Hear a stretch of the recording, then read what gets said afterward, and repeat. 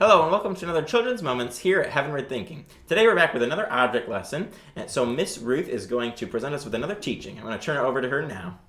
Well, our object lesson tonight is going to be based on 1 Corinthians 10:13. So I'm going to start with that. And it says, "No temptation is overtaking you except what is common to mankind. And God is faithful. He will not let you be tempted beyond what you can bear. But when you are tempted, he will also provide a way out so that you can endure it." So we're going to have these balloons here representing our lives. And we have a metal skewer here representing difficulties or temptations that come into our lives.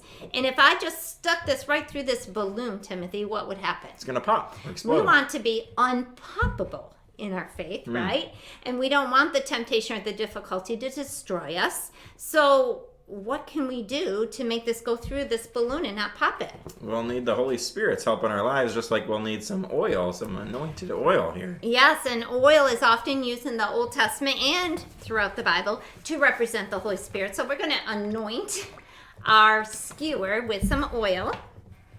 And then if we put it through right, it's as tricky to get it in the right spot.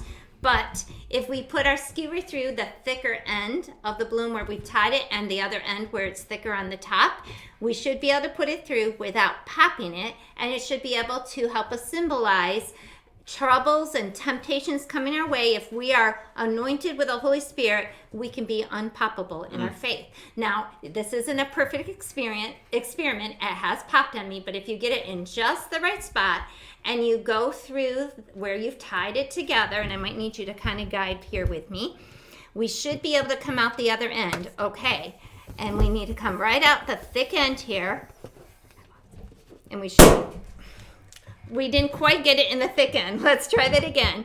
We want to be unpoppable here. And like I said, this isn't a perfect experiment, but it does work. And I have been able to do it. Let's see if we can do it for our viewers here. Putting it through. If we get it through the thick part where we've tied it together, and we can think of how, let's put a little more oil on it. Dip it in there really good. Okay, and we're going to go through the spot. Go ahead, Timothy. Right through where it's tied, and I will guide it out the strong part. And thinking about the words strengthening us, God strengthening us through our trials, and come not right there, right out the stronger part here. We should be able to do it, and it didn't pop. Look at that. Amazing. God helping us to be unpoppable.